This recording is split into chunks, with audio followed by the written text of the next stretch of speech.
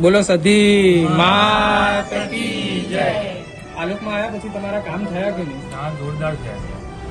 એવા તો શું કામ થયું તમારું કે તમે ઘીના ડબ્બાને સુખડીની માનતા રાખી? મારા 3 વર્ષથી વિઝા નતા આવતા અને અહીંયા આવ્યા પછી મને જે ટાઈમે જે કામ કીધું એના 1 દિવસ પહેલા થઈ ગયું। માતાજીએ ટાઈમ આપ્યો એ પ્રમાણે તમારા કામ થયા? હા, ચોક્કસ ત્યાં એના તારીખ કરતા વહેલા થયા।